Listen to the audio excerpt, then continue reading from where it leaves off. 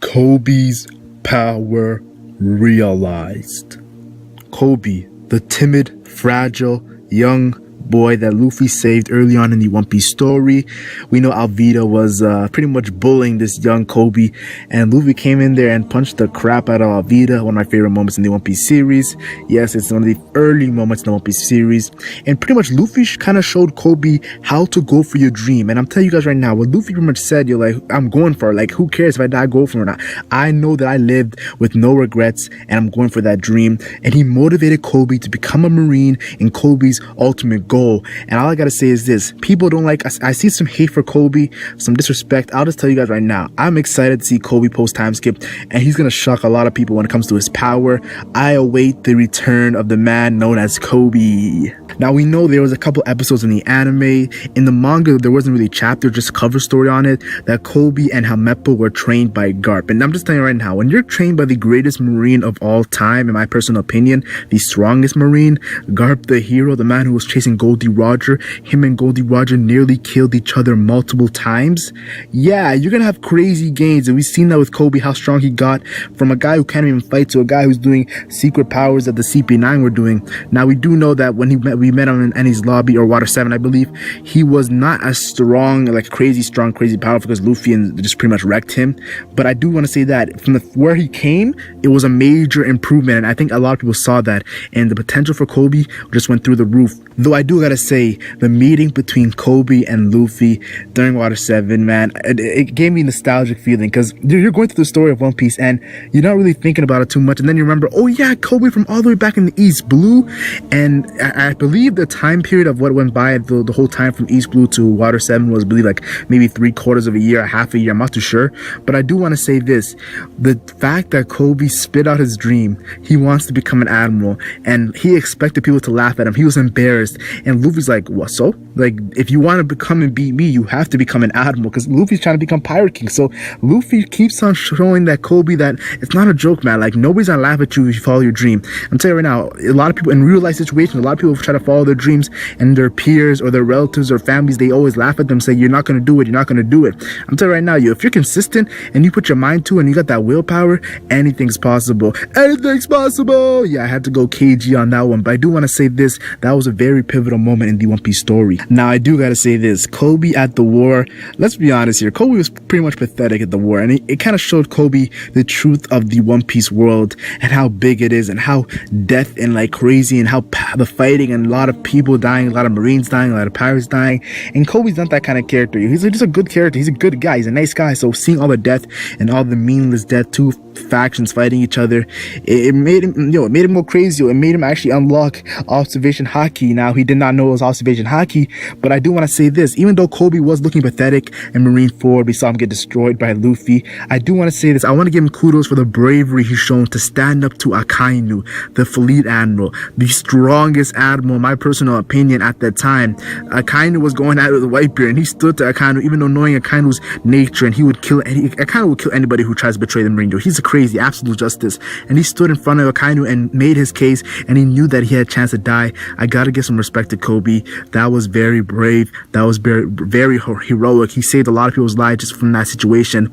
And Shanks is like, yo, good job, Coby. Yo, he was very impressed by the young Marine. And I do want to say this: Coby learning observation haki was just the beginning. Yes, Marineford was the end for the generation of Whitebeard, and we saw Garp and Sengoku talking about it, but it was the beginning for the generation of Coby's, Luffy's, Eustace Kids, Trafalgar Law, the worst generation. Everyone was making their moves after the Marineford War, and Coby's gonna be one of them who's gonna make big moves. Now, I do want to say this: I usually don't call theories dumb or stupid, because I do feel like everybody has a right to have their own theories. But one theory that really bothers me is the whole Green Bull is Coby theory that I've seen. That might be the most dumbest theory from me I've ever seen. To be honest, I make a lot of dumb videos, but come on, Green Bull, don't we understand that Coby's dream is to become an admiral?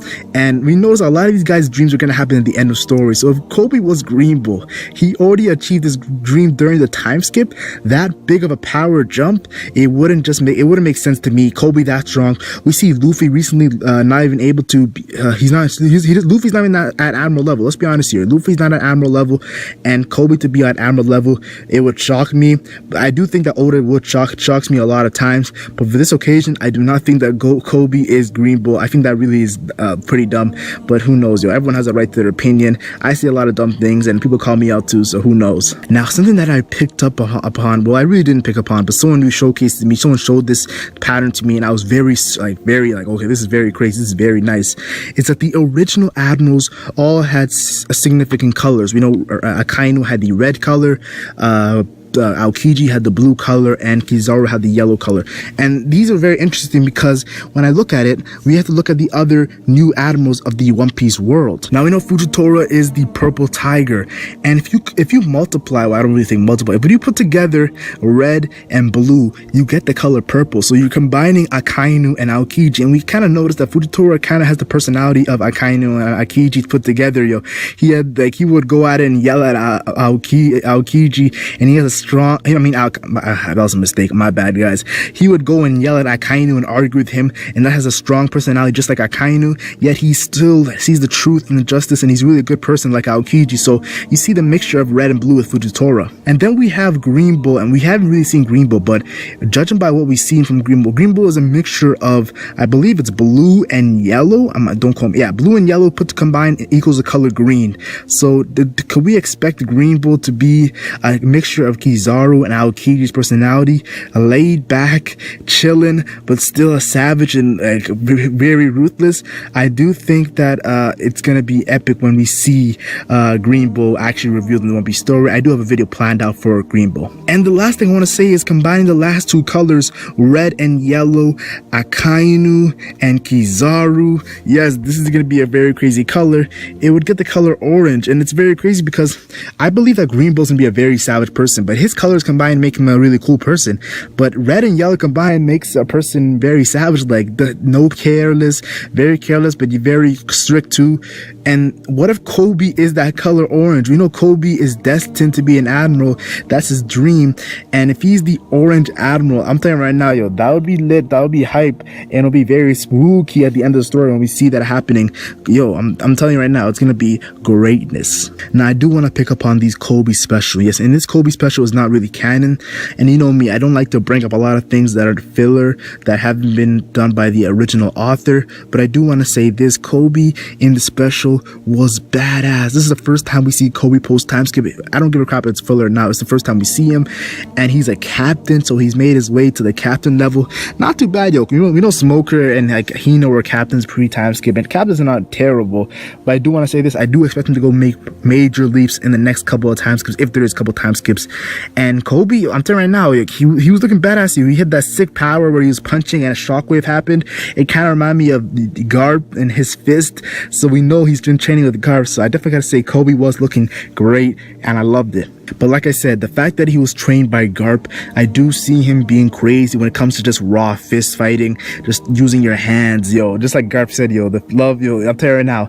And if we know that Luffy is a character who loves to use his fist and doesn't really have a weapon, I think Coby might be another character that doesn't have a weapon. And both these characters in their final fight, because I do think that Luffy and Coby are destined to fight.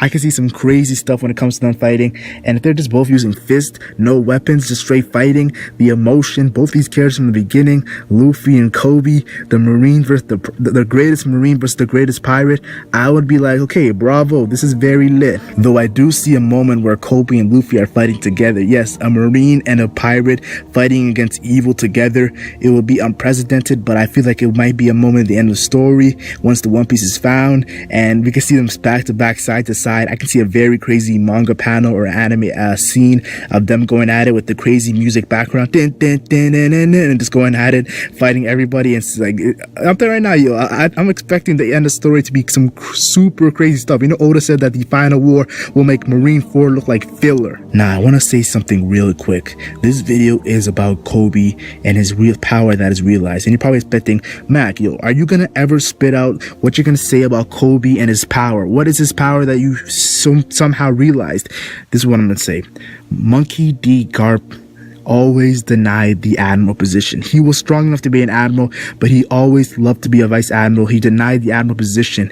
And what I've noticed is every admiral we have seen, Akainu, Sengoku, Aokiji, Kizaru, Fujitora, they all have been showcased to have a fruit power. And we know that Fujitora got his fruit during the time skip, so he was strong enough to become an admiral and then was given his fruit.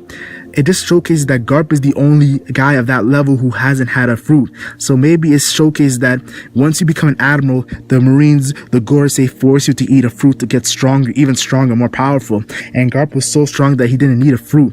But what if Garp, who's training Coby, yes, listen to this one. Kobe's dream is to become an admiral, so I definitely feel like they will offer him a fruit power too.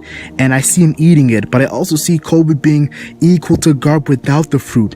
It will make him so OP because he's already equal to Garp, the strongest Marine without the fruit, plus getting an OP crazy power. It could be a Paramecia, it could be a Loga, it could be a Zone. I'm not too sure what's going to be. That will make him the greatest Marine of all time, surpassing even Garp. Now, what do I think the power will be? I told you guys right now, this is the most, I hate this Dull Fruit like power. I don't think it'll happen. I think it'll be too OP. I think it'll be too extra, and I just don't see any character actually having this. But if Coby obtains the most secret, rarest fruit of all time, the water double fruit, yes, you guys know I do not like the water double fruit, but if he does obtain a fruit like that and goes against Luffy, I'm just telling you guys right now, that might be the final fight. We've been talking about Akainu, we've been talking about a Blackbeard. Luffy versus Coby at the end might be the final fight. For all we know, Coby might even destroy Akainu at the end.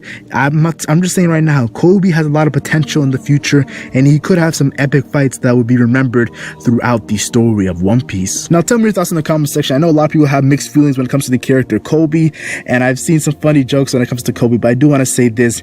Tell me your thoughts and your opinions. I love seeing you guys' comments, your theories, your predictions, and just how strong do you think Coby will get at the end of the story? Because that's another question I have for you guys. Like and share if you enjoyed. Like and share only if you enjoyed, and subscribe for more One Piece content. I'm the Legend Mac, and I'm gone.